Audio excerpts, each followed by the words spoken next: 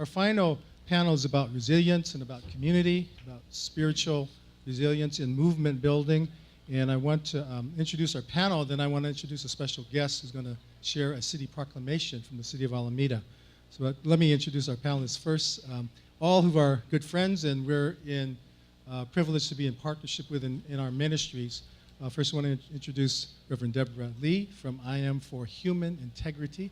I just figured out that's how we say the name now, right? Yeah, well, interfaith movement. People are like, what's the I Am mean? Yeah, I Am, yeah. Interfaith Movement for Human Integrity, whom we're in partnership with in their work on working with immigrant coalitions, particularly in the Bay Area, but all over the country. And Lara Kiswani, who's the Executive Director of Arab Resource Organizing Center, who we've had a privilege of working together with over the years on Islamophobia issues, as well as with Palestinian advocacy as well. And then finally, Eddie Zhang, who is with the Asian Prisoner Support Committee. And please welcome them today for this panel. Before we get into the panel conversation, we are going to have a couple of important things here. And want to welcome to this space our Honorable Mayor, Trish Spencer of City of Alameda. And just give her a welcome. And she has brought with us the proclamation for Asian Pacific Heritage Month for this event. Good afternoon, everyone. And first I wanted to introduce myself. I'm Trish Herrera Spencer. I'm the first Mexican-American mayor of our city, and I'm very proud to have this proclamation. It's actually different from years past because, and I know you've been studying this and you're going to be getting more information, but because of the historical perspective that we're commemorating today. So you'll catch, when you listen, you'll catch more historical information than what we usually put in a proclamation. But to me, it was very important that we be very specific, and I, in fact, added direct quotations from the legal documents that are, that make the history of the United States, I think, something that we need to remember, but also that we move forward and celebrate cultures.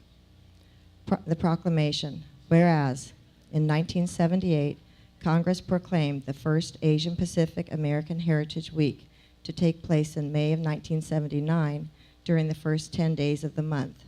And whereas the first 10 days of May include 2 milestones in Asian Pacific American history: arrival of the first Japanese immigrants on May 7th, 1843 in the United States, and contributions of Chinese workers to building the Transcontinental Railroad, which was completed on May 10th, 1869. And whereas, sadly, this time of year also recalls the darker aspect of the Asian and Pacific Islander experience that we must not forget. On May 6, 1882, President Chester Arthur signed the Chinese Exclusion Act, which prevented Chinese laborers from entering the United States and denied Chinese immigrants a pathway to citizenship for more than 60 years. And whereas in 1992, Congress designated May as Asian Pacific American Heritage Month. And whereas the Buena Vista United Methodist Church, the oldest congregation serving the Asian Pacific Islander community in Alameda, began its service to Japanese immigrants in 1898 and celebrates its 58th annual Spring Festival Bazaar on May 7th, 2017, to which the public is welcome, and will commemorate the 75th anniversary of Executive Order 9066. And whereas during World War II, President Roosevelt signed Executive Order 9066 on February 19, 1942, authorizing the Secretary of War to prescribe, this is to quote, prescribe military areas from which any or all persons may be excluded, end quote, and Public Law 503 on March 9, 1942, enforcing his executive order, resulting in approximately 120,000 men, women, and children of Japanese ancestry, including Alamedans, being evicted from their homes and held in internment camps. And whereas on August 10, 1988, Congress passed the Civil Liberties Act of 1988, providing that, quote, as described by the Commission on Wartime Relocation and Internment of Civilians, a grave injustice was done to both citizens and permanent resident aliens of Japanese ancestry by the evacuation, relocation, and internment of civilians during World War II.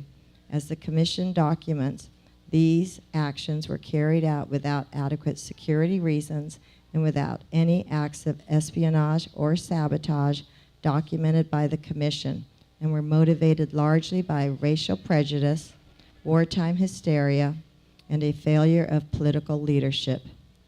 For these fundamental violations of the basic civil liberties and constitutional rights of these individuals of Japanese ancestry, the Congress apologizes on behalf of the nation, end quote. And whereas the U.S. Senate in 2011 and the U.S. House of Representatives in 2012 unanimously condemned the Chinese exclusion laws and affirmed Congress's commitment to preserve the civil rights and constitutional protections for all people. And whereas Americans who trace their ancestry to Asia and the Pacific Islands have contributed much to our nation and to the city of Alameda with their talents, hard work, and diversity of cultural traditions, languages, and faiths. Now, therefore, be it resolved, I, Trish Herrera Spencer, Mayor of the great city of Alameda, on behalf of the Alameda City Council, hereby proclaim May 2017 as Asian Pacific American Heritage Month in the city of Alameda, and encourage Alamedans to learn more about the history and rich contributions of Asian Pacific American Islanders to the United States of America. Thank you.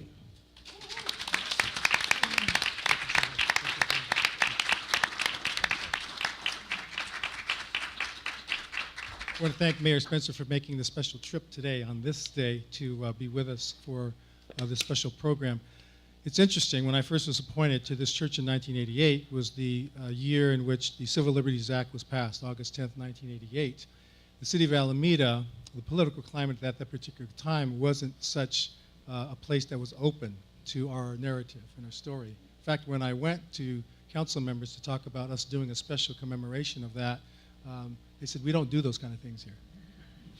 So that goes to show you that things can change. And things can change when people organize and people get together and share the importance of our narratives. We want to start off with a short video that recalls the time in which people had forgotten about this chapter in history in our own community. And then things began to pick up.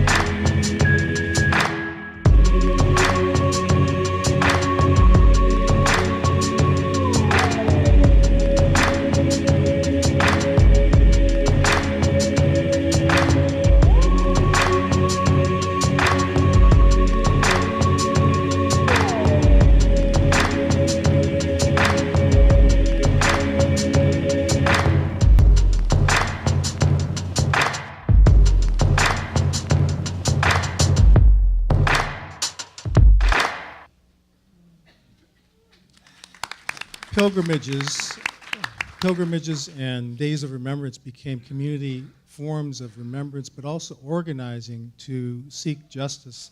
And those are the precursors that led to the establishment of the Wartime Commission on Relocation, in which people were able to then testify at hearings in 1981 that were set and scheduled across the country, where Japanese American populations were around the country, including in San Francisco. Many of us in this area worked on organizing to bring people out for personal testimony before the congressional panel. That led to more lobbying in D.C. as the commission took the testimonies of people, and grassroots organizations like the NCRR organized delegations of people to go to D.C. to underscore the importance of that. And finally, in 1988, the Civil Liberties Act was passed, apologizing to Japanese Americans, giving $20,000 for each internee, and also stating and naming the reasons for the abridgment of constitutional rights as the wartime hysteria, the pre-existing racial prejudice, and thirdly was the lack of political leadership that was not there to speak up for anyone around that. So as we look at the trajectory of movement building, today's final panel is to talk about the movement building that is going on today with different partners that we are in ministry with, but also how they have been connected to our own narrative here in this community. So we're going to ask each of our panelists to kind of kick off by just sharing your own personal connection to our stories and also what it connects to in the work that you're doing today. We'll start with Deborah. Well, hi everyone. I was just trying to think about for a long time I did lead some of the pilgrimages to Manzanar as a place of uncovering layers and layers and layers of histories, right? Because once there's an official history, there are often more complicated understories of histories, right? And we found that every time we went back, there were more stories, more complexities with time that were able to come out. I think my connection to this story is I'm Chinese American. I grew up in Ohio from an immigrant family. And, in Ohio, people don't know the difference between Chinese, Japanese, Korean. So that's my connection, Actually, that's to me what it means to be Asian American, because I grew up in a time where there was a huge anti-Japanese, I grew up in car industry country in the Rust Belt of Ohio. And so we were, getting blamed for the Japanese car industry making better cars than American cars. Vincent Chin, those moments. And so for me, I didn't have the history that my parents had around the wars and Japanese imperialism that many Asian people from Asia have those feelings. But I was born in this country, and so for me, I really did feel that sense of solidarity between Chinese, Japanese, Vietnamese when the refugees started coming, because we were all told we looked the same. And we all actually suffered the same fate by the ignorance of the people around us. The other connection that I have to it is my children. So my children are Japanese American, Chinese American, and African American. And how important it is for them to know these histories and stories. My family was impacted by the Chinese Exclusion Acts. That my grandfather, Jose Lee, guess where he ended up? He was in Mexico, from China, went to Mexico because of Chinese exclusion. And so I think it's, and I think the other part, I think, is, the part of my children that's their African-American lineage, which still has never had a sense of apology or reparations from this country and still continues to suffer from gross inequities in every system.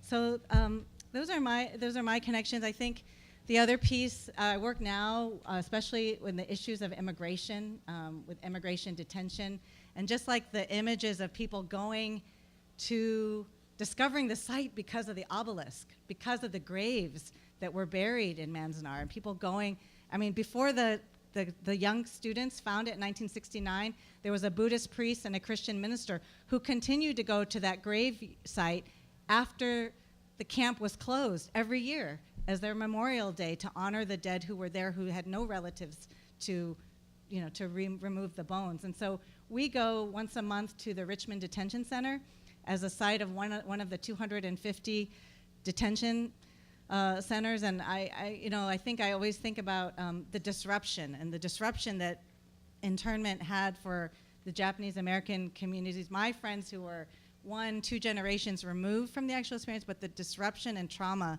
of the families that kind of goes through generations, and that's continuing to happen with those families that we're impacting now through detention and deportation.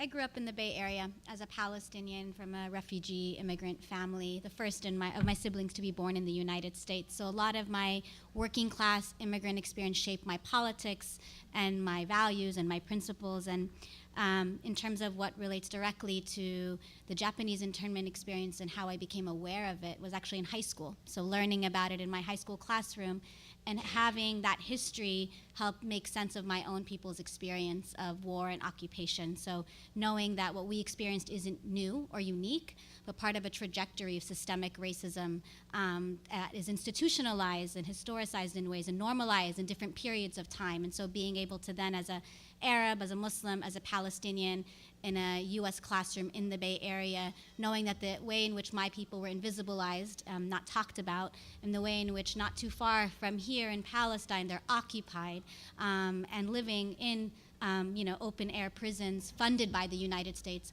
all of that sort of shifted my own understanding and helped me make sense of who I was, as does all of history. So I became very committed to political education and learning my history. And when I went to college at UC Davis, soon after the uprising in Palestine in 2000 took place. And so people started to pay more attention to what was happening in Palestine, and I helped co-found Students for Justice in Palestine at the time.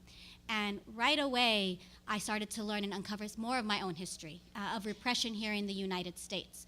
So of the LA 8, I don't know how many of you have heard of the Los Angeles 8, 8 Palestinian activists, 7 Palestinians, 1 Kenyan, who were targeted by the Reagan administration, which interestingly enough, 1 year before this was enacted, targeted Palestinians simply for their political beliefs, for supporting Palestinian liberation and advocating on behalf of their human rights as immigrants mostly, right? So what shifted and what this test case did was actually use not actual criminal charges, right? They didn't even have criminal charges against these, but 8 individuals, but they were invested in deporting them simply for their beliefs for Palestinian advocacy and human rights. And I knew that had happened. What I didn't know was the intricacies and the nuances of what had taken place at that time, so that there was a 40-page document that was leaked where Reagan had actually planned on rounding up, detaining, putting in internment camps, and deporting thousands of Arab immigrants from 7 countries, right? Not too different than what we're hearing today under the Trump administration. Although those 7 countries were Libya, Morocco, Algeria, Jordan, Lebanon, and Syria, right? So those were the countries targeted under the Reagan administration. This leaked document taught me that, wow, internment is not only part of history, but could be part of our experience today. And this is before 9/11. This is before the ways in which people were scandalized by Muslim registration and such. So early on, I started to make those direct connections and understand the history of my people and the experience of my people today directly linked to the history of Japanese people, but also other communities of color and third world individuals. And soon after, 9/11 happened. And so we started to organize against the special registration in Sacramento. And right away, the first people who came to our side, the first people who started to speak out against what was happening to Muslims were the Japanese community in Sacramento and throughout the country, but my experience was at Davis and Sacramento. And we started to every year come together and commemorate Japanese internment and talk about the Arab or Muslim experience and mobilize students and community to go to Manzanar and learn about that history, to make connections to their own. And that really instilled in me an understanding of internationalism, of third worldism, of ways in which we connect our experience directly to those other oppressed communities, both as a way to find strength. So it's not just learning your history to know what's possible today and how, it's outrageous what could happen to us today, but also the strength and resilience of that resistance, how we were able to defeat that then, and how we can learn from our comrades and allies and other community members and other movements to be able to fight back in that same way. So we began to do a lot of political education on the experience of Japanese internment, but also on the experience of war and aggression, imperialism everywhere, and on the ways in which in the ways in which people in the United States were particularly targeted for their political beliefs. For me, I found a lot of strength and resilience in that. At my work at AROC, all of our work is done in cross-movement building, within the framework of cross-movement building. When the Muslim ban first happened, we organized the SFO shutdown and we mobilized, but we did not mobilize under the slogan, no Muslim ban. We organized under the slogan, no ban, no wall, no raids, no war. We understood that every executive order that came down targeted a different community, the first targeting indigenous people, then coming after Arabs and Muslims, then coming after black and brown communities by bolstering policing, and also not forgetting that all the policies the Trump administration were putting forth here in the United States, there was also wars and aggression happening. They were bombing people abroad. So making sure we kept a lens on that and inserted that and intervened that discourse every time, because we cannot advocate for Arabs and Muslims being persecuted here without advocating for the human rights of those being bombed and ethnically cleansed abroad, and the direct connections between that. And so the history of Japanese internment both shifted my perspective in terms of my own sense of identity, but also how I fight and how I organize. And so all of the work we do at AROC, whether it's our direct legal services, our advocacy, pushing for and winning, making sure San Francisco pushes an anti-Muslim registry ordinance, fighting for sanctuary, and making sure all those who were scandalized and mobilized in the thousands to SFO will also mobilize against every ICE raid that takes place every single day, and making sure that we do not normalize any sort of discrimination or institutional racism.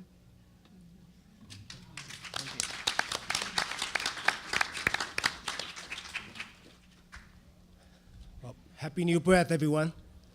Just want to encourage all of you to just take a deep breath, all right? Because that was just, so real and so powerful in that sense. For me, it's unfortunately my connection has to be that I have to spend 19 years inside a prison system, and then 2 more years in a detention system, for me to really have that understanding of the intersectionalities that we have historically, when we're talking about being put in concentration camps or modern-day slave plantations. But just going back a little bit, because I'm a Chinese immigrant, I come to this country. The decision was made for me by my grandparents and my parents that I should come here for the American dream. However, I just remember as a kid in China, I was taught to hate Japanese because of the war that was happening in China, started in 1937. So that's my education. But it wasn't until I was inside the prison system that I was able to really discover the truth about how war impacts people and how war really came about. So I was introduced to reading to Yuriko Chiyama, who is definitely a hero of mine, that I was able to discover, the Japanese internment process and how people are resisting and how the Japanese people actually fought, for their rights, because nobody was there speaking up for them, right? So that's one of the person that I really learned that history from about the Japanese internment. The other person is Richard Aoki, who was a field marshal for the Black Panthers Party. Through reading them, I feel like, wow, these people are awesome, right? So I actually was very inspired from them. But the person that really changed my mindset about the Japanese American and his experience was Iris Chen. Iris Chen is an author, a Chinese American author who wrote The Rape of Nanking. Really chronicle all the history aspect of what's happening with the war in China. So it's through that book that I really came to understand that, it's not the people, it's a system, it's a mindset that created the war, that created that happened. And it traced all the way back to the imperialism, right? Because it's the United States who invaded Japan, when they were just minding their own business, living, in their peaceful country, that the Westerns who were able to invade them and really terrorize them. So it inspired for people to come and try to fight for themselves and fight for their determination in that way. So for me, through that understanding, I can really say that what I'm pushing for is more focusing on the qi, right? The qi that I'm talking about is not just the energy that keeps us alive and the breath that keeps us alive, but the qi that I'm talking about is culture, history, and identity. Because once I was able to understand my culture and my history, that I was able to find my identity. And when I do that, I was able to find other people's culture and history and our alignments with each other. So through that process, I was able to heal. It's like reclaiming that forbidden trauma, right? So I just remember how angry I was as I was reading that book. Then the anger turned towards the system that created that atrocity, in our community, right? Because without understanding that root cause of violence and this imperialism, then we can come together and build solidarity in fighting that. So yesterday I was actually in San Francisco as a co-MC for this, commemorating the 135th anniversary of the Exclusion Act rally in Chinatown in the Port Smile Square. And I couldn't help but really make that connection about what's happening with the Executive Order 9066. And I want to also educate the Chinese community, especially many of the monolingual community, don't necessarily understand that, right? So they're very quick to, focus on, especially many of the Chinese Trump supporters, that who really focus on the law is the law. You're either illegal or legal, but not understanding the historical oppression and context of how they dictate who is legal, who's illegal, who's the good prisoners, who's the bad prisoner, who's the good immigrants, or who are the bad immigrants, right? So in that process, that's where my connection is. That's why for me is how do we continue to focus on our commonalities and not let the system to use us as scapegoats and divide and conquer us. Thank you all. Please, we'll chime in if there's any questions. I want to have a follow-up question, the immediate one. You've referenced the war as the backdrop, and there were relationships between Asian nations, and many may say that Japanese Americans were collateral damage. If we use the language that we use today, they were collateral damage of a war that was going on. What can you say about what's going on today in our international affairs in terms of the war on terror and also the state of foreign affairs, particularly from perspective as U.S. citizens, and how that's affecting your constituents in the work that you do today? Well, I think that the issue of militarism, which exists as a national policy, not just the U.S., other countries too have policies of militarism, and then the way that militarism is in our own mindset. I think something that Eddie said made me think about that, is something that we can actually start to address. I want to just say that the issues of migration, the two primary reasons are militarism and sort of economic devastation. It's like you're devastated by war and violence, or you're devastated by economic policies that make it impossible to live and to survive. And so I think we really do have to be looking at the root causes that are causing, not just people to have to migrate, but, generations of trauma. You talk about, what the children in Syria are going through. What are the prospects for 1 or 2 generations down the road? And so I feel like if we have to change our mindset around militarism solving anything, and that's militarism like you think you can flush something down the toilet and it goes away, or you think you can deport somebody and it goes away, or you think you can lock people up, and no, it doesn't. We have to really take responsibility to solve the complexity of social problems that we have. And so that to me is like changing our mindset about militarism. It doesn't work. It's too simplistic. It doesn't work. We're taught that as kids, and we forget it as soon as we, go to 6th grade or something like that. So that to me, I think, is really critical for us to, as we think about the future of our planet, of really changing that mindset. You know, when the Muslim ban first came down, we immediately recognized that every country that was listed was either bombed by the United States, intervened militarily, or targeted by the United States for war and aggression. And so we made those connections. We understand the relationship between what happens here to our people and what happens there, and it's not by any coincidence or surprise. But what's most interesting is all those people who were outraged by the Muslim ban, all those people who fought against it and mobilized against it and just couldn't believe that the United States could do something like this, were okay when Trump bombed Syria. A lot of those same individuals, not all, I'm sure not everybody in this room, but many, many people actually cheered Trump on for bombing those terrorists, those people that are threats to national security, and not understanding the relationship between bombing Syria and telling those same refugees fleeing Syria they're not allowed to come here. And how that experience as Arabs, as Muslims, as Syrians in particular, how it shapes your relationship to the United States, but also your understanding of US imperialism.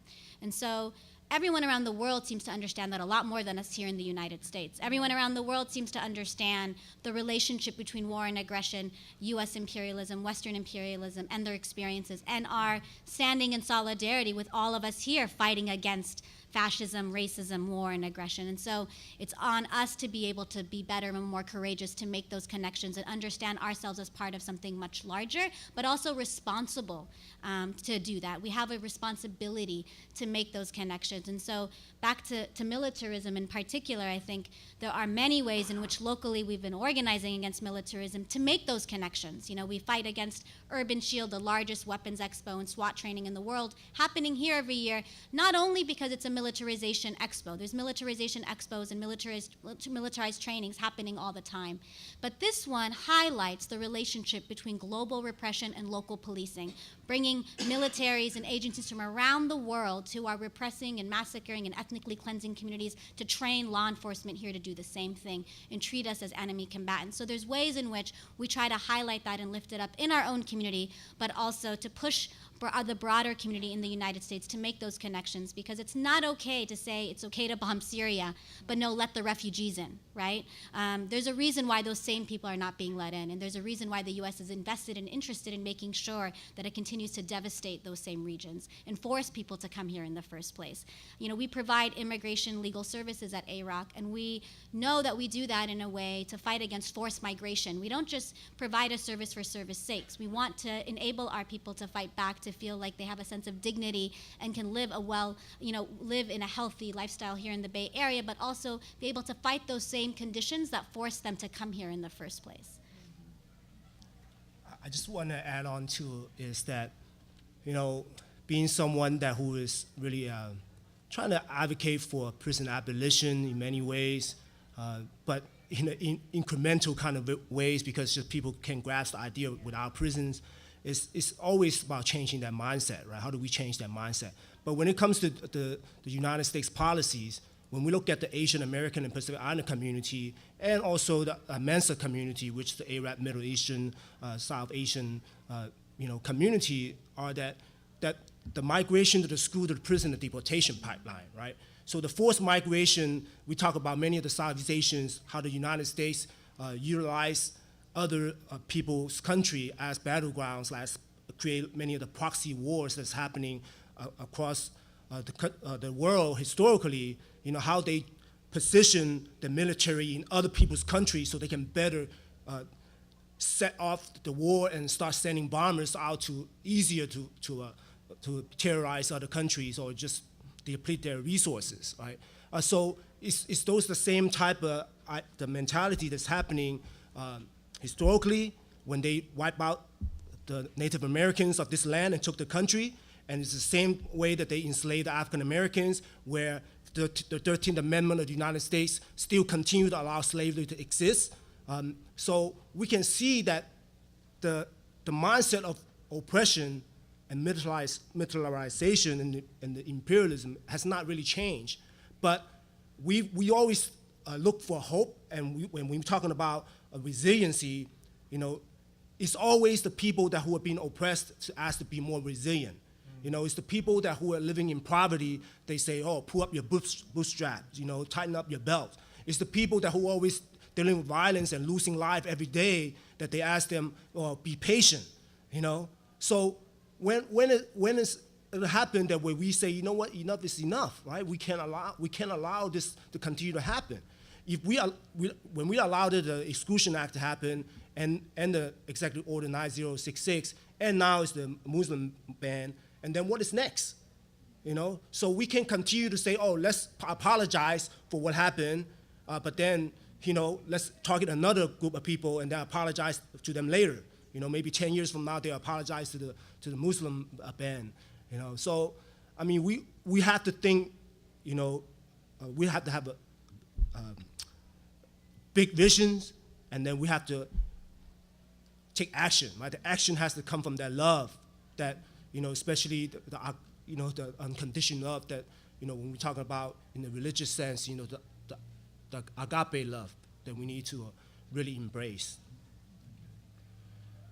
Japanese American communities have been known for being interfaith communities, Christians and Buddhists who are both interned and work together with civic organizations and with grassroots organizations on the redress movement. As we talk about the phrase resiliency, in your day-to-day organizing, what are the biggest challenges for your sustenance, and what are the spiritual, community, cultural resources that you rely on to move through things and to keep moving? Maybe we'll go this way this time. I always go to my right because I don't want to take up a lot of space, But definitely for me, I'm not religious, right? So the reason I was able to really, survive through the 21 years of incarceration is because of the resiliency of my family and the community that who have the mindset to embrace me, to encourage me to make that change, right? Therefore, I was able to really engage in that process of transformation, taking responsibility for my actions, and really connecting to the innate love that we were born with, right? But then we were taught otherwise by the system, the upbringing, So therefore, in that sense, I feel that that resiliency was able to do that spirituality in the way of really understanding that the faith lies within me and others, right? And how we look at my connection to myself, my family, and my community. And if that is through love, then that's spirituality to me. How do we focus in on the love for each other and recognize each other's humanity? That's what drives us. But one of the challenges what I experienced in doing the work in our community, especially trying to raise up awareness about why we have to address the issue of incarceration in the AAPI community without having the barrier of the modern minority myth that we are all doing well, that we are successful. That's one key piece of it. And then the other piece is really trying to hold my people accountable, many of the Chinese American accountable to understand that why Black Lives Matters, right? Because there's no understanding of why. Why do they matter, So I think in that sense, that's always a challenge. But there's always an opportunity for us to really bring people together if we really focus on the cross-cultural engagement, as a way to promote racial harmony. I think for us, one of the biggest challenges to resilience is the fact that the same third worldism that we talked about earlier, the ways in which movements actually supported one another, linked with each other globally, right? Literally traveled to support and fight for each other. Like the Japanese Red Army supporting directly the liberation of Palestinian people historically on the ground in Palestine. And those types and the stories of Yuri Kochiyama and Richard Aoki here in the United States of building with other movements, there's a rupture there. People aren't doing that in the same way. People are forced and taught to be isolated, to do things in silos, and not, whether it's because you get funding to do it this way, or because your own understanding of your reality and what you're fighting for and how you're fighting has shifted. It's conditioning, right, to be able to understand ourselves as individuals, either as individual selves or individual communities. And so something we constantly fight against and fight for is to change that, shift that tide, so there actually are building on the history of cross-movement building, both here in the Bay Area and globally. And that's also where we find resilience and strength. So through the cross-movement building, through the coalition work, through the ways in which we're able to learn from each other, to be able to fight together, not only when we're the ones under attack, but when anybody's under attack. Because, especially in this moment, as we talk, Trump's administration is intended on criminalizing dissent, on making it impossible for us to fight back and protest, to make that actually criminal, right? So the fear that will instill in our communities really forces us to be able to look deep inside ourselves on where do we find that strength in our histories, in our relationships, in our connections, and how do we share that out and really be able to instill that in our broader communities, deep in our bases, and prepare for the attacks that we're gonna face, right? Prepare for the types of attacks we will face as activists, as organizers, as those willing and ready to fight back against racism anywhere and everywhere, but be prepared to know what that means and what kind of stakes we're up against.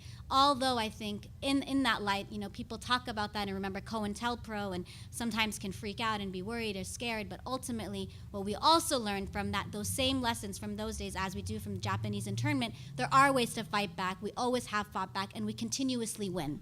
It may not feel that way, but we are continuously winning in incremental ways, and ultimately we will win. We know that. This can't last forever, but we have to be prepared to do what it takes to get there. Well, for me, I'm always amazed that resiliency exists. Where does it come from? How can it be? And I think one of the things we're trying to promote is this idea of this is the time where we need to build relationships, in new ways across different boundaries and barriers.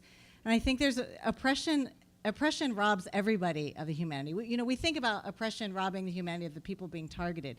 Well, oppression robs humanity of the people who are not targeted because we think that we're different or better or privileged or favored in some way.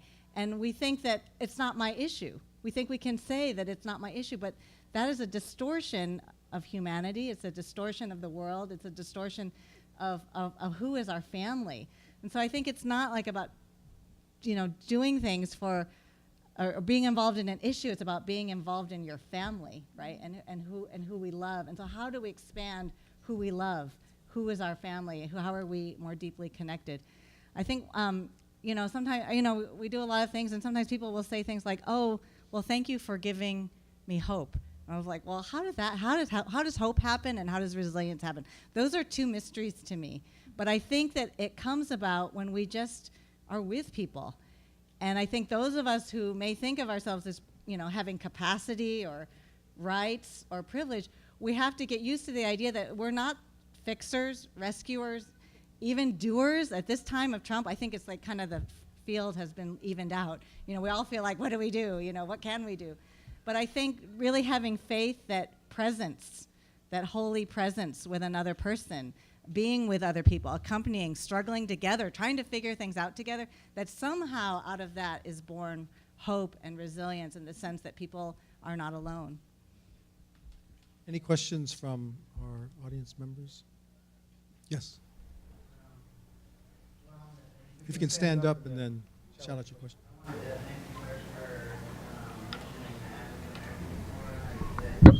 My apology or whatever. I live that every day, trying to wrap my head around why it hasn't happened. So thank you. But the question to all three of you,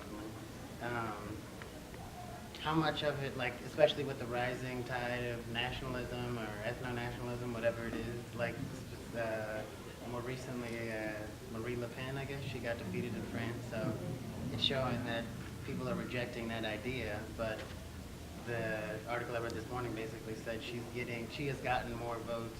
The far right party is gaining traction effectively in other places across the world. How much of it do you think, in terms of, because America has a very long history of intolerance and using fear to prop that up, how much do you see it changing? Because at this point, and just to give you context, I was in the military for a long time, and then my family did a lot. I grew up in the Bay Area like you guys, but I was sheltered, so I didn't really see my skin color as a factor at all. And so basically it hit me in the chest as a 30-year-old man when I came back home because I did not realize it was as bad as it was. how much of it do you think is related to education? Because I used to be a Lyft driver as well, and I've had some interesting conversations with passengers. But one of the coolest things that brought to my attention was that privilege in this country always comes at the expense of another. But I noticed the direct correlation between education, because it seems like we're all basically saying that we're not as educated as we'd like to be. But do you see that changing? Because personally, like, as much as I have hope and compassion and faith and like I sincerely want things to change, I've given up because I'm like, wow, I feel like we've gone so far backwards. But do you think that that will change anytime soon as far as?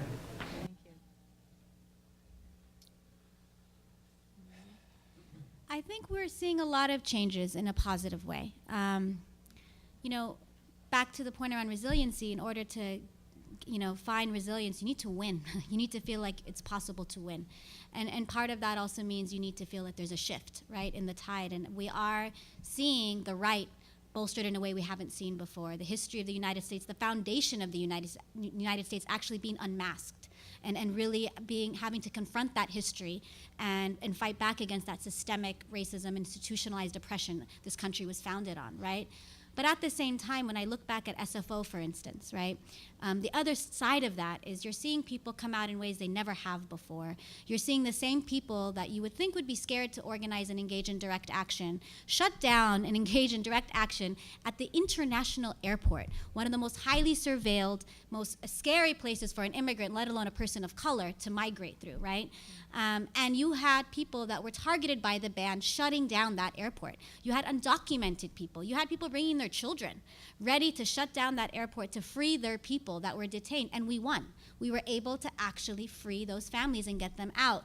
Now, I don't share that story only to say, oh yeah, it's possible to win, but there was something different. If you looked around and you saw the types of people that were in the audience, in the crowd, the thousands of people, working class, poor, across sectors, across communities, every community, every color, every background, where they were there, and they were not even all in agreement about why they were necessarily there, but they inherently knew something was wrong, right? They inherently knew something was wrong, and they were ready to follow the leadership of women of color who essentially led that action at SFO, and to follow the leadership of those most impacted, right?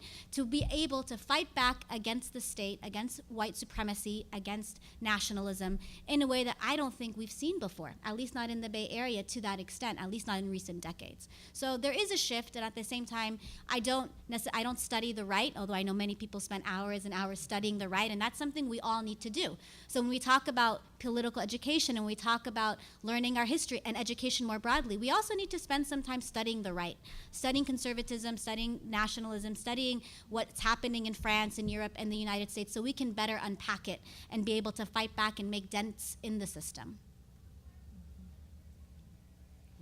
Well, I feel we have to invest in the education of the younger generation to really, challenge the systemic racism, because, right now the way the education system has not been working, and if we continue to pour money into military and into the prisons, there's no way that we're going to be able to really fight against the system. It will be just surviving. It won't be fighting, right? So investing in the quality education and more like a critical thinking education in the young people, I think that would be creating long-lasting change. But as we doing that, I think we can't just, when we talk about education, we need to focus on educators. Educators meaning the bus drivers, the janitors, anyone who has a stake in, help raising the children of America or the children of the United States or the children of the future, right? So how do we invest in those people who are the gatekeepers, actually, to prevent the pipeline. So I think that's what we have to think about as a way that when we're dealing with education. But the other way is, I totally agree with Lara, is that it's sometimes. Unfortunately, sometimes it takes, like, everybody gets oppressed before people is willing to stand up. If not, then it would just be one group of people trying to fight for their people, while the others like, okay, it doesn't have to do anything with me, right? Because that's what I see in the Chinese community, right? Because they just want to remove the snow in front of their doorsteps to the next door neighbors and say, hey, I cleared my path already, so it's not my problem, right? So we need to change that mindset, and the way to change that, it is political education. It is to get people to understand that our liberation are tied to each other. I want to just say that I think we need to engage, people about their fears. That there is a tremendous amount. Our economic system, unfortunately, our capitalist system is based on fear, and this notion that there's only so much to go around. There's only so many kids who can get into UC Berkeley. There's only, and I think through hopefully that faith can be a way to really address, these issues of fears and the way that we're being pitted against each other by the use of these fears. And how do we bring these people along? How can they be part of the coalition? I think that they can be, but I think it's going to take a lot of one-to-one conversations and a lot of people acknowledging the kind of fear that they have, and the abundance of riches that are in the hands of a few in this world, elites across this world, that is causing this sense of fear, panic, and anxiety among the rest of us. Our time is running short, but I'd like to give each of you the last 30 seconds if you'd like to share a final message of what you'd like people to do in terms of actions that represent the work that you're doing, or a final word that you'd like to give people in terms of a charge for today. I don't even need 30 seconds. My thing is, we must be willing to engage on a personal revolution before we are able to embark on a collective revolution.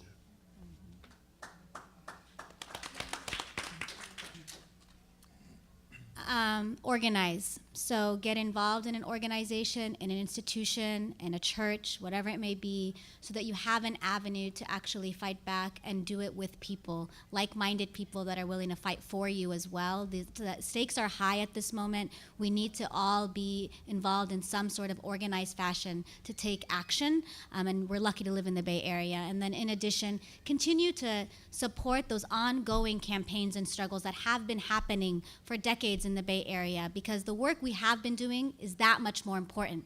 We don't have to shift course. We just need to do our work better, stronger, and more powerful than ever.